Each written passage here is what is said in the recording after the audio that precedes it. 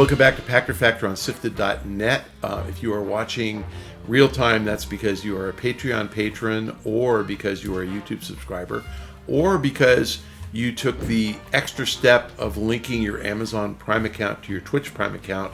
That's a 3-step process. It takes about 4 seconds, and there are instructions in the show description below. So please try to do that. It's free, even if you're already paying on Patreon, already paying on YouTube. It costs you nothing. Amazon pays us, and it's part of your Prime subscription. So go for it. Today's question from Patreon from Tarma. GameStop recently said its financial struggles are due to a lack of game releases compared to how it used to be. Is this a valid explanation? Is it a concern for the larger games industry, or are we seeing an irrelevant business slowly fading? If there eventually is no retail business for video games, how will it affect the industry? Look, the GameStop guys, the guys running the company are newbies. I'm certain there are still people working there who worked in the games industry before, but the senior management, none of them ever worked in the games industry, none of them, or in the games retail industry. I don't think they have any clue. And so, sure, lack of new releases means lower traffic and lower revenue. But the truth is that there were plenty of good games that came out in fall of 21, and they lost money in the fall of 21, in the Christmas quarter. The first Christmas quarter they ever lost money in the history of the company. They made money in Christmas 22, and there were fewer games. So, Christmas 2021 had Battlefield and Cyberpunk, and Christmas 22 had neither. So, Callisto Protocol, but not as big as either of those. So, no, they actually are able to make money in a week, a release season, when they don't piss money away on stupid ideas like NFT marketplace. The company its financial struggles are due to incentives offered by the publishers to digitally download games. They've just made it easy. They made it easy and fast, and they have the incentives flow to the console manufacturers. So, Sony and Microsoft get 30% of the price of a digital download, and they get 20% of the price of a physical sale. So for real, a $60 game is worth $18 to Microsoft and Sony if you buy a digital copy, and $12 if you buy a physical copy. And if you buy a digital copy, they don't have to manufacture the disc and package it and sell it, so that saves them another $1 and change. If you buy a digital copy, you are much more their customer. You have a relationship with them. They know you bought it. Technically, they know you bought the physical too, but they're able to sell you in-game content, updates, if there were such things, expansions, maps, new version of the game, get you hooked on Call of Duty Warzone or something. There's other things that they can do. So, no, I think that GameStop's model it's compelling if you are a consumer who values physical for either purposes of trading the game in when you're done, which means that the game is a $10 or $20 bill. Every time you buy one, you're going to sell it back to them for 10 or 20 bucks. Or you like the portability of physical, you can take it to your friend's house and play. Or you like the ability to give the game away when you're done, all of which have value. Or you like having games on your shelf and showing people what you bought. But short of that, there's no reason to buy a physical copy. It's not better. It's got the potential to have a scratch on it or get peanut butter on it or whatever and not be play, or get stuck in your disk drive on your console, which has really happened to me. And a digital copy is cleaner and easier.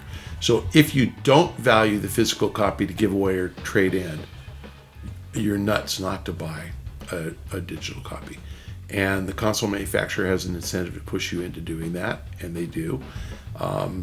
And they've gotten now to where the download speeds work. If you pre-order the game, and I'm talking pre-order by a couple of hours, it already has started downloading by the time the game becomes available, is released.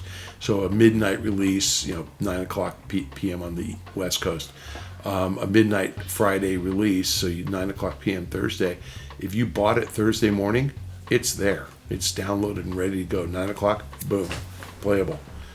So they've made it really, really simple. And, I'd say digital downloads are to playing video games what grocery delivery or Grubhub is to buying groceries or eating in a restaurant. That you get the same food, the same and somebody brings it to you.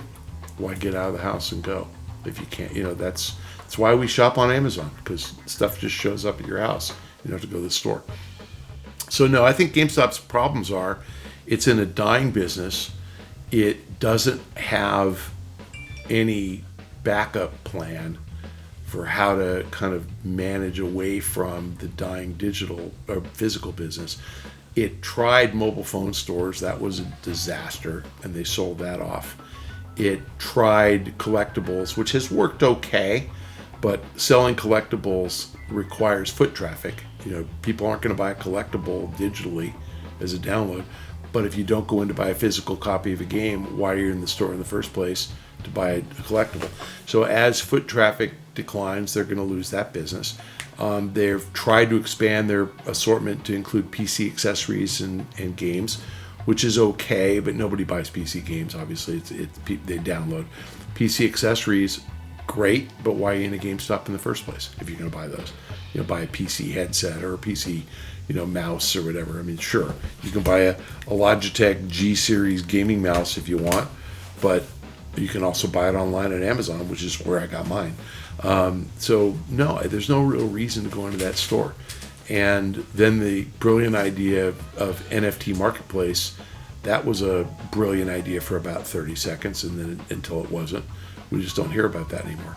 I'm blown away that the GameStop core customer still thinks that company is worth $6 billion with no profits and, $4 billion of sales. I mean, $5 billion of sales. It's just not worth it.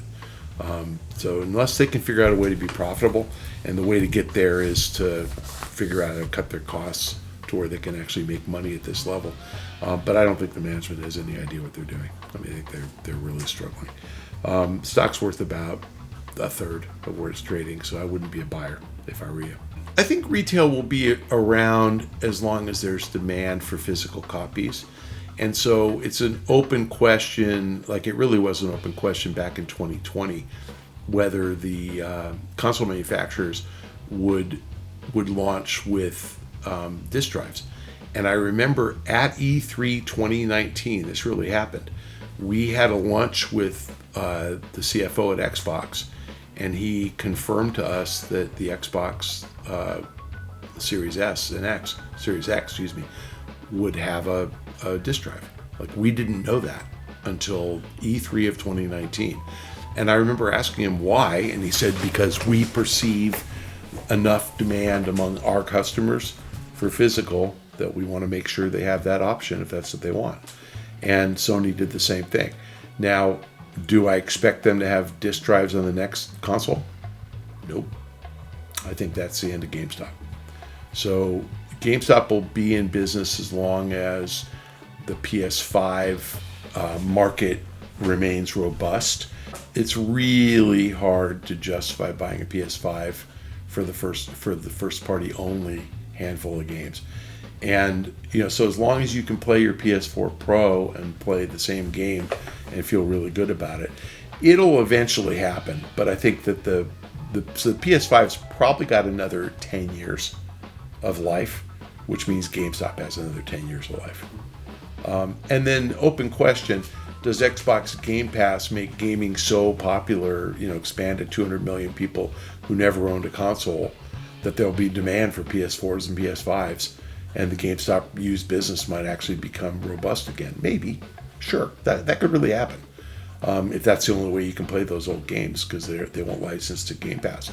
So it's possible they're around for 10 or 15 more years. I mean, I could see that. But they're going to go away in around that period of time, 10 to 15 years.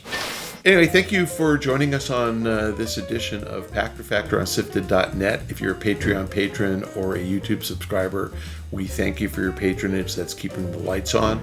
If you have managed to figure out how to link your Amazon Prime account to your Twitch Prime account, then we appreciate that you've done it. If you haven't figured it out, the instructions are in the show description below. So figure it out, because it's easy and free. If you already pay for Prime, you're already getting the option to do this for free, and we'll get paid by Amazon. So please try to remember to do that.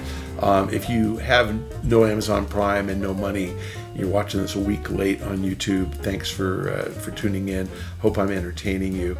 And the price for that is you have to follow me on Twitter at Michael Pachter. Please do mention that I shamed you into it, and I will give you a shout out on Twitter. I'll see you guys next time. Thank you.